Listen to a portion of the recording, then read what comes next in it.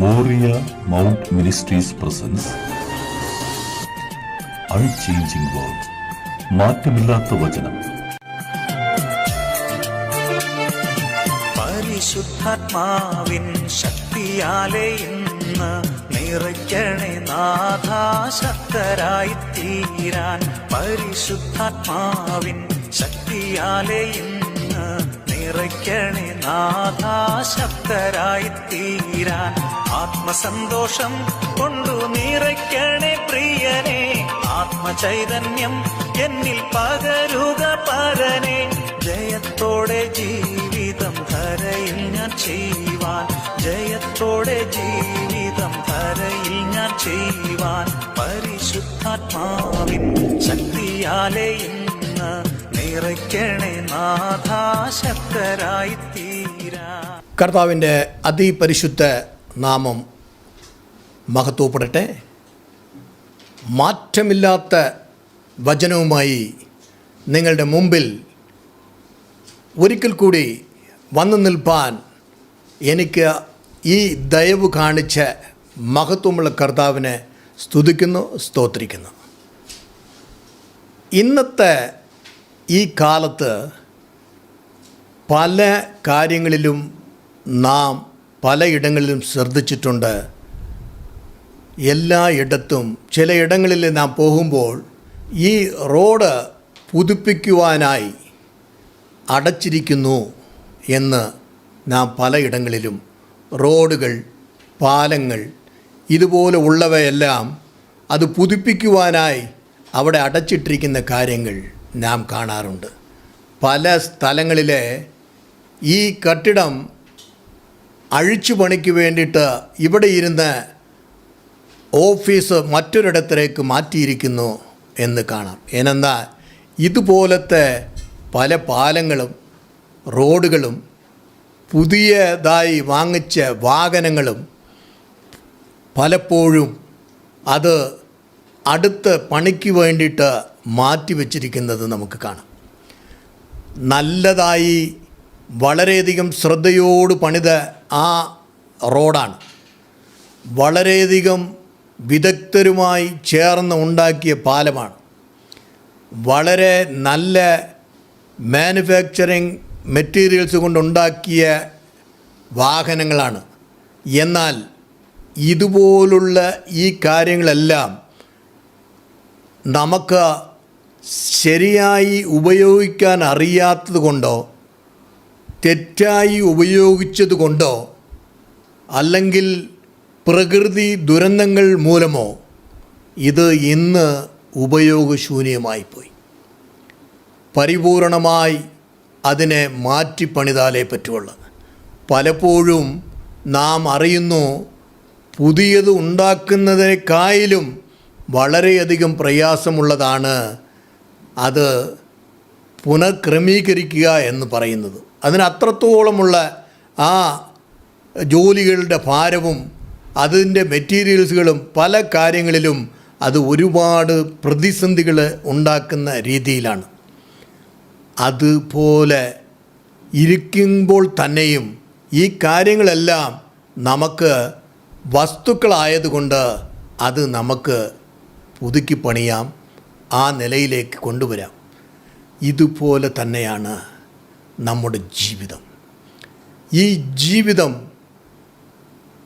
മാറുപെട്ടാൽ, ഈ ജീവിതം ഛിന്ന ഭിന്നമായി പോയാൽ, ഈ ജീവിതം ഉദ്ദേശിച്ച രീതിയിൽ വന്നില്ല എങ്കിൽ നമുക്ക് പലപ്പോഴും അറിയാം, നല്ല നിലയിൽ ഇവിടെ പഠിച്ചുകൊണ്ടിരുന്ന മക്കളാണ്. അവർ ഇവിടെ പഠിച്ചു കഴിഞ്ഞപ്പോൾ ഒരു ഹോസ്റ്റലിൽ നിന്ന് പഠിക്കട്ടെ എന്ന് അവിടെ അയച്ചപ്പോൾ അവൻ അവിടെ ഇരുന്ന് ഒരു ലഹരി മാഫിയ സംഘത്തോടു കൂടി ചേർന്ന് ഇന്ന് അവനെ ഒന്നിനും കൊള്ളാത്ത നിലയിലായിപ്പോയി എന്ന് വിലപിക്കുന്ന ഒരുപാട് കുടുംബങ്ങളെ നമുക്കടുത്തറിയാം.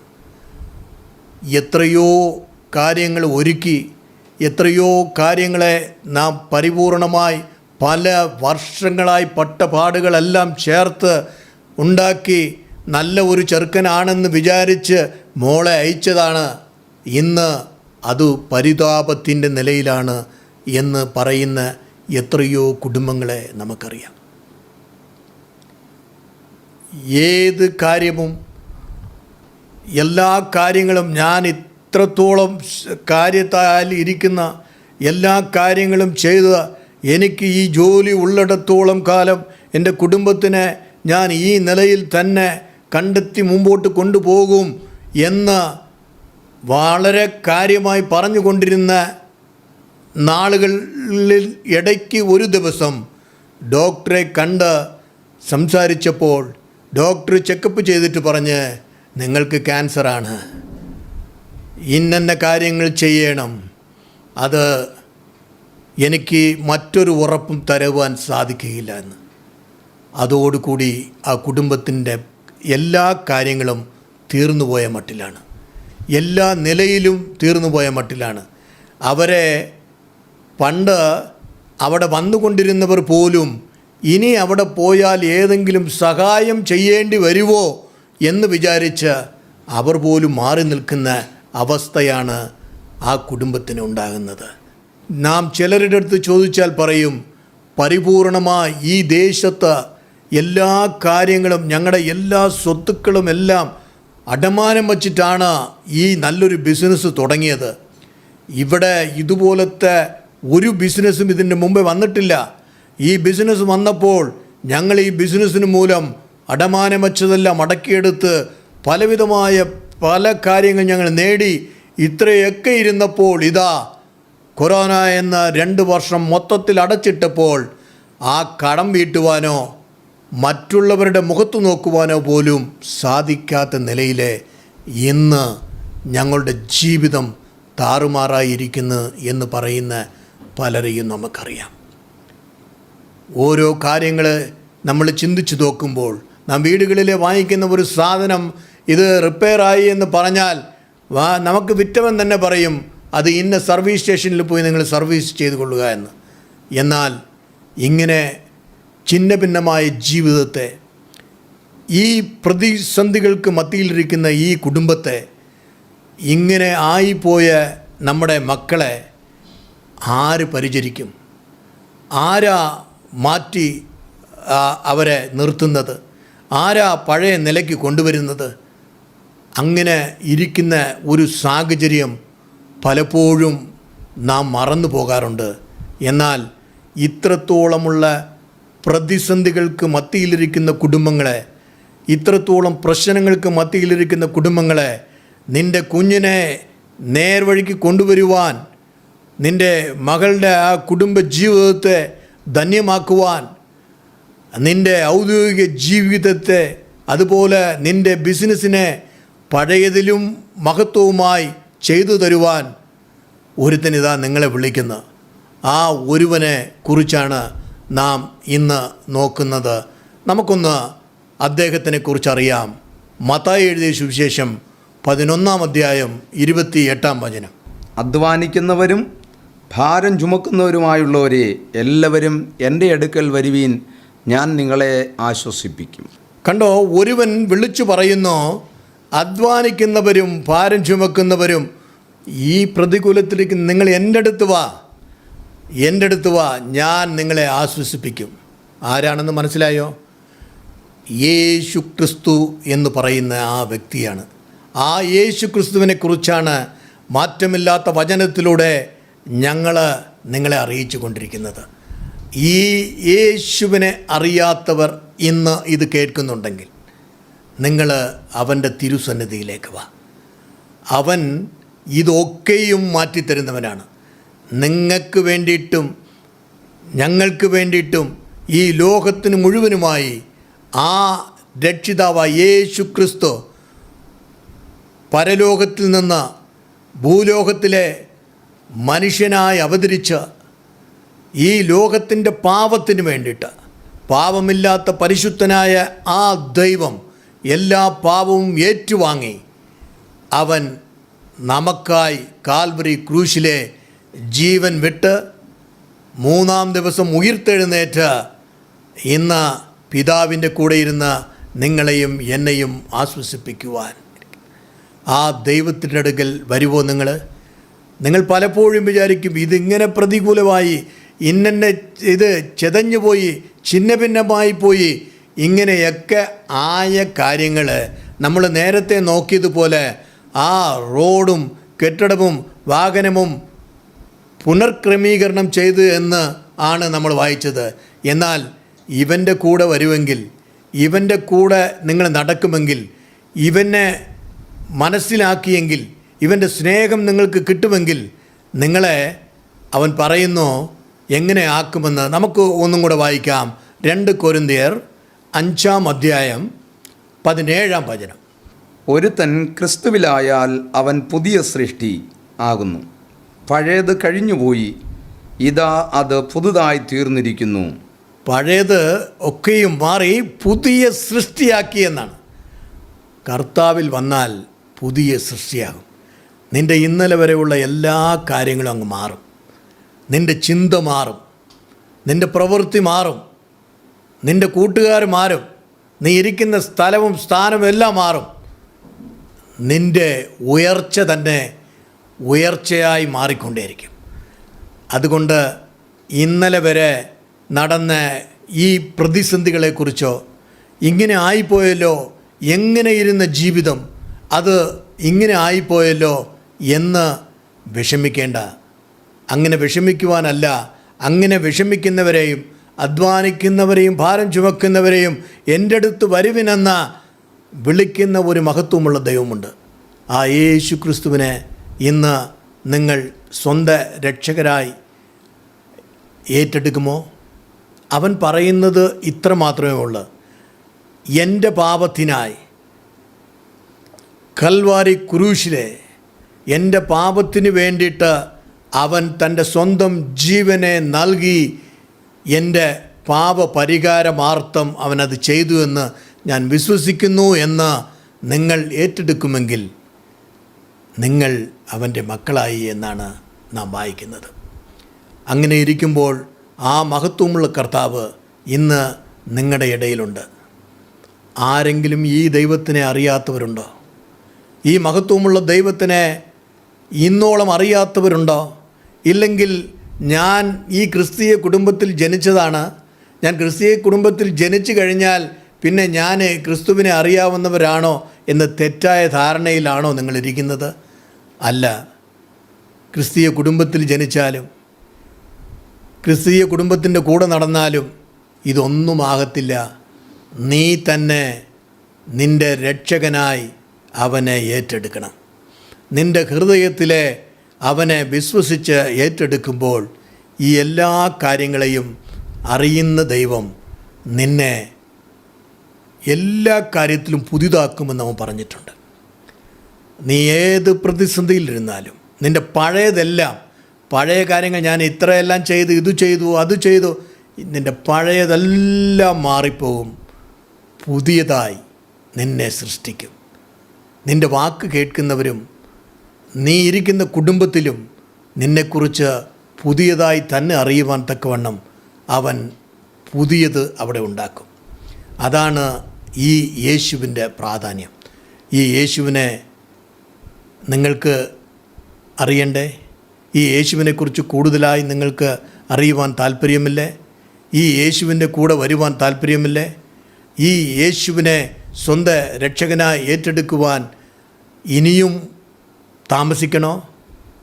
നിങ്ങൾ ഈ രക്ഷകനെ നിങ്ങളെ വിളിക്കുവാണ്. നിങ്ങൾ പ്രതിസന്ധിയിലിരിക്കുന്നെങ്കിൽ വരൂ, ഞാൻ ആശ്വാസം തരാമെന്ന് പറഞ്ഞ് നമ്മൾ വിളിക്കുന്ന ഒരു ദൈവം ഈ ലോകത്ത് എവിടെയെങ്കിലും ഉണ്ടോ? നമ്മൾ പലപ്പോഴും ഈ ലോകത്ത് കണ്ടിട്ടുണ്ടെങ്കിൽ ചിലർ പറയും, എന്തെങ്കിലും കാര്യമുണ്ടെങ്കിൽ എന്നെ വിളിച്ചാൽ മതി, ഏത് കാര്യത്തിനും എന്നെ വിളിച്ചാൽ മതി എന്ന് പറയുമ്പോൾ വിളിക്കുന്നവരെ ആ സമയത്ത് ഔട്ട് ഓഫ് റേഞ്ചിലായിരിക്കും. ഒരുപക്ഷെ അവർ ഫോൺ എടുക്കുകയില്ല. എടുത്താലും പറയും, ഇത് ഇപ്പോഴാണോ പറയേണ്ടത്, നേരത്തെ അറിയിച്ചിരുന്നെങ്കിൽ അത് വേണ്ടത് ചെയ്യാമായിരുന്നില്ലേ എന്ന്. എന്നാൽ ഈ ദൈവം അങ്ങനെയല്ല. ഈ ദൈവം നിങ്ങൾക്ക് വേണ്ടിയിട്ട് എന്തും ചെയ്യും. ഇസ്രായേൽ ജനങ്ങളെ നടത്തിക്കൊണ്ടുവന്നത് ഈ ദൈവമാണ്. അതുകൊണ്ട് ഇന്ന് ദുഃഖിതരായിരിക്കുന്നവർ ഇനി ദുഃഖിക്കേണ്ട ആവശ്യമില്ല. നിങ്ങളുടെ ദുഃഖം മാറ്റുവാൻ, നിങ്ങളെ അങ്ങേയറ്റം മഹത്വത്തിലേക്ക് നടത്തുവാൻ, നിങ്ങളുടെ കുഞ്ഞുങ്ങളുടെ പ്രശ്നമാണെങ്കിലും ശരി, നിങ്ങളുടെ മകൻ്റെ പ്രശ്നമാണെങ്കിലും ശരി, നിങ്ങളുടെ ഭർത്താവിൻ്റെ പ്രശ്നമാണെങ്കിലും ശരി, എല്ലാ കാര്യങ്ങളും അറിയുന്ന ദൈവം, നിങ്ങളെയും എൻ്റെയും ഹൃദയത്തിൻ്റെ വേദന അറിയുന്ന ദൈവം, ആ ദൈവമാണ് പറയുന്നത്, എൻ്റെ അടുക്കൽ വരുവിൻ, ഞാൻ ആശ്വാസം തരുമെന്ന്. ആ ആശ്വസിക്കുന്ന ദൈവം ഇന്ന് നിങ്ങളുടെ ഭവനത്തിലെ വന്നിട്ടുണ്ട്. സഖായി മരത്തിലിരുന്ന് ഇറങ്ങുവാൻ പറഞ്ഞപ്പോൾ സഖായിയുടെ വീട്ടിൽ ദൈവം താമസത്തിന് പോയപ്പോൾ ദൈവം പറഞ്ഞ് ഇന്ന് ഈ വീട്ടിന് രക്ഷ വന്നു എന്ന്.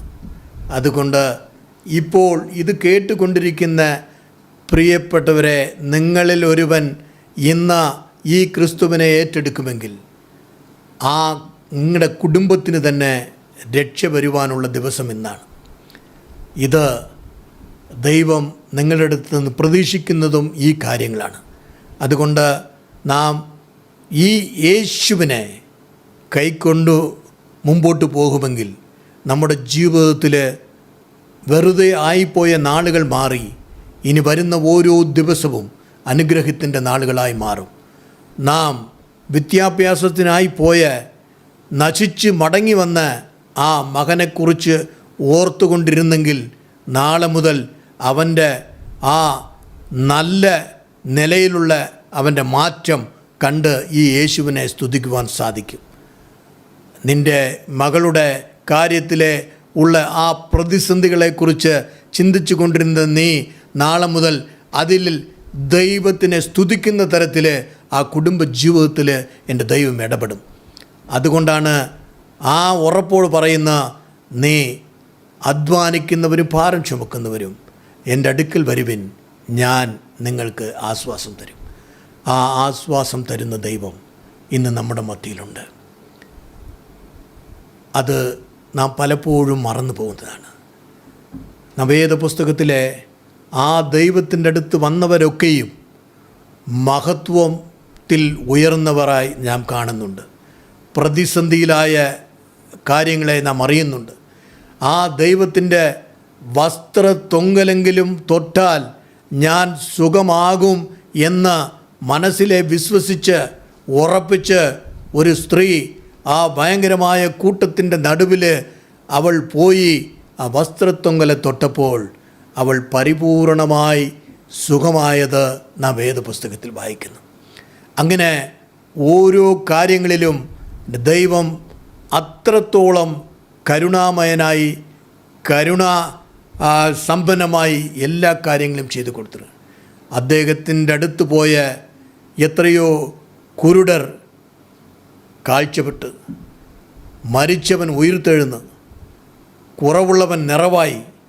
അങ്ങനെ ആ ദൈവത്തിൻ്റെ മഹത്വം പറഞ്ഞു പോയാൽ അത് പറയുവാൻ സാധിക്കാത്ത അത്രത്തോളമുള്ള ആ കാര്യങ്ങൾ ഉള്ള ഈ വേദപുസ്തകത്തിലെ ഈ മാറ്റമില്ലാത്ത വചനവുമായി ഈ വചനത്തിൽ ദൈവം പറയുകയാണ്, എൻ്റെ അടുത്ത് വരുവിൻ, ഞാൻ നിങ്ങൾക്ക് ആശ്വാസം നൽകുന്നു.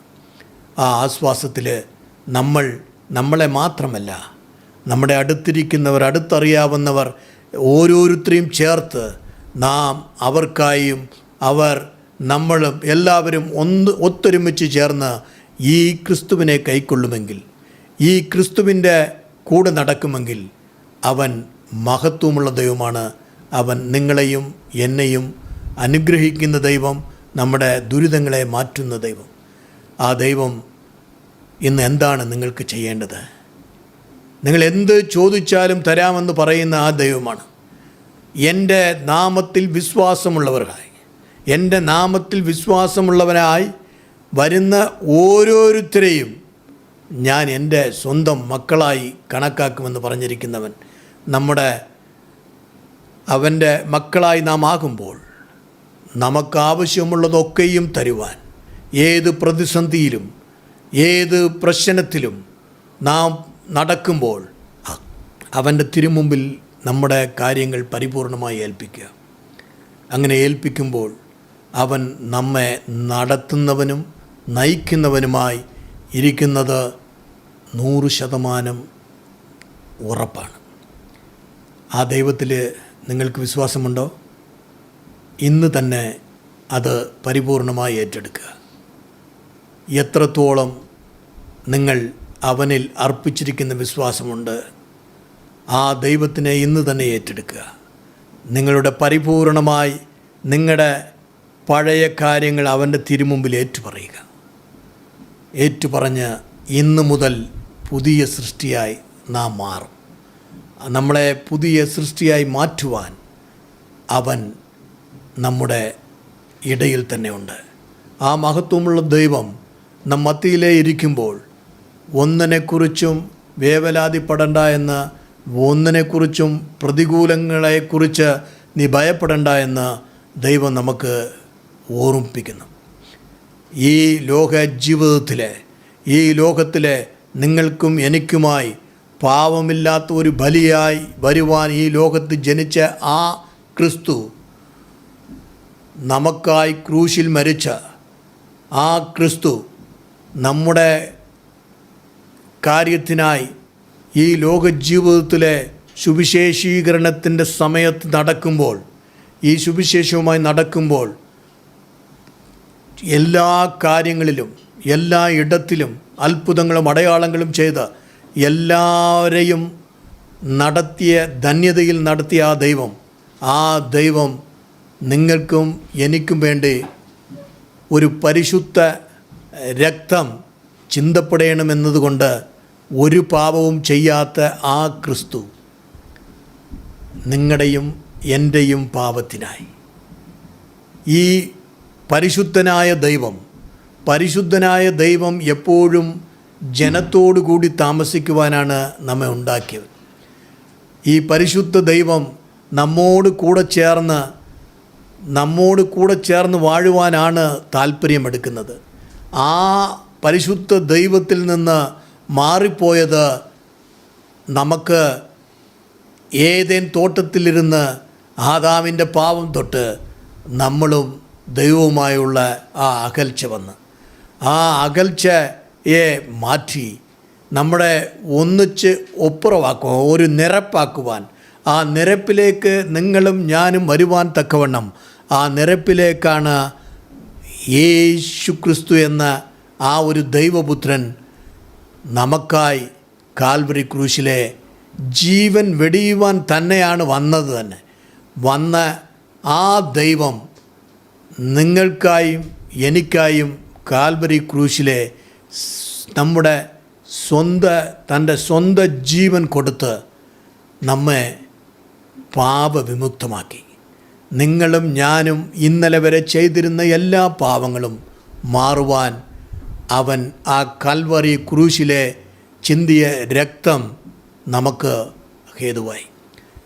ഇന്ന് എന്നെ കേൾക്കുന്ന പ്രിയമുള്ളവരെ, ഈ യേശു ക്രിസ്തു എൻ്റെ പാപത്തിനായി എനിക്കായി കാൽവരി ക്രൂശിലെ രക്തം ചിന്തി മരിച്ച് 3-ാം ദിവസം ഉയിർത്തെഴുന്ന ഇന്നും ജീവിക്കുന്ന യേശു എന്ന് നീ വിശ്വസിക്കുമെങ്കിൽ ഇനിയുള്ള കാലത്തെല്ലാം നീ അവൻ്റെ മക്കളായിരിക്കുവാൻ അർഹതയുണ്ടെന്ന് വേദം പറയുന്നു.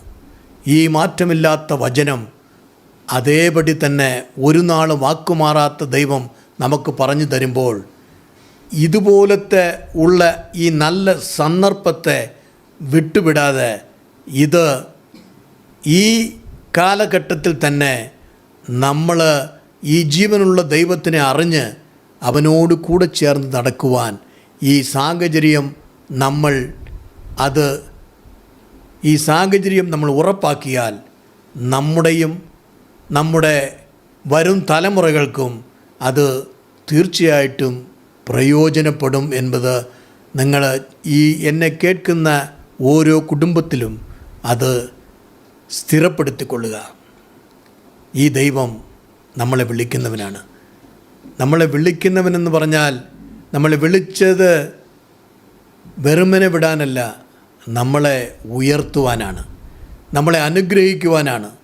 ഈ ദൈവത്തിൻ്റെ കൂടെ പോയവർ, ഈ ദൈവത്തിനെ വിശ്വസിച്ചവർ, ഈ ദൈവത്തിനായി ഒരു മിനിറ്റെങ്കിലും ചെലവാക്കിയവർ ഒരു നാളും ഒരു ഇടത്തും ലജ്ജിച്ചു പോയിട്ടില്ല. ആ ദൈവമാണ് നിങ്ങളെ ഇന്ന് മാടി വിളിക്കുന്ന, അധ്വാനിക്കുന്നവരെ, ഭാരം ചുമക്കുന്നവരെ എൻ്റെ അടുക്കൽ വരുവൻ, ഞാൻ നിങ്ങളെ ആശ്വസിപ്പിക്കും. ഇന്ന് പ്രതികൂല സാഹചര്യങ്ങൾ ഒരുപാട് മനസ്സിൽ കൊണ്ടാണ് ഇത് കേട്ടുകൊണ്ടിരിക്കുന്നതെന്ന് ഞാൻ മനസ്സിലാക്കുന്നു. നിങ്ങളുടെ പ്രശ്നങ്ങൾ ഏതുമായിക്കൊള്ളട്ടെ, ഡോക്ടർമാർ എന്ത് വേണമെങ്കിലും പറഞ്ഞുകൊള്ളട്ടെ, ഇനി ഇത്ര കാലമെന്ന് നിനക്ക് ദിവസം കുറിച്ച കാര്യങ്ങൾ ആയിക്കൊള്ളട്ടെ, ഒന്നിനെക്കുറിച്ചും വിഷമിക്കണ്ട. ഞങ്ങളെ അളവ് കൂടാതെ സ്നേഹിക്കുന്ന ഞങ്ങളുടെ പരിശുദ്ധ തഹപ്പനെ, ഈ സാഹചര്യങ്ങളെയെല്ലാം മാറ്റുവാൻ ശക്തനെന്ന് ഞങ്ങൾ വിശ്വസിക്കുന്നു. നാഥ, ഞങ്ങളുടെ പാപത്തിനായി, പാപമില്ലാത്ത നിൻ്റെ മഹത്വത്തിൽ നിന്ന് ഈ പുത്രൻ ഞങ്ങൾക്കായി കാൽവറി ക്രൂശിലെ മരിച്ചത് ഞങ്ങൾ വിശ്വസിക്കുന്നു. കർത്താവേ, ആ ദൈവത്തിൻ്റെ മഹത്വത്തിൽ ഞങ്ങളും ജീവിക്കുവാൻ എന്ത് സാഹചര്യങ്ങളുണ്ടെങ്കിലും, ഏതെല്ലാം പ്രതിസന്ധികളുണ്ടെങ്കിലും, ഇതിലിരുന്നൊക്കെയും മാറ്റുവാൻ ശക്തനായ ദൈവം ഞങ്ങളുടെ കൂടെ ഉണ്ടെന്ന് നിൻ്റെ മഹത്വം ഉയർത്തി ഞങ്ങൾ പിടിക്കുമ്പോൾ ഈ പ്രതിസന്ധികളെല്ലാം ഒന്നുമില്ലാതായി തീരുന്നത് ഞങ്ങൾ ഉണരുന്നു എന്ന് ഉറപ്പിക്കുന്നു. കർത്താവേ, സ്തുതിയും ഘനവും മഹത്വവും രാജ അങ്ങേക്കർപ്പിക്കുന്ന യേശുവിൻ ധന്യനാമത്തിൽ പ്രാർത്ഥന കേൾക്കണമേ പൊന്നുനാഥ. ആമേൻ, ആമേൻ, ആമേൻ. ഇനി ഒരു വിഷയവുമായി നിങ്ങളുടെ മുമ്പിൽ വരുന്നതുവരെയിലും പരിശുദ്ധാത്മാവ് നിങ്ങളെയും എന്നെയും അവൻ്റെ കരുണയിൽ കാത്തുകൊള്ളട്ടെ. ആമേൻ.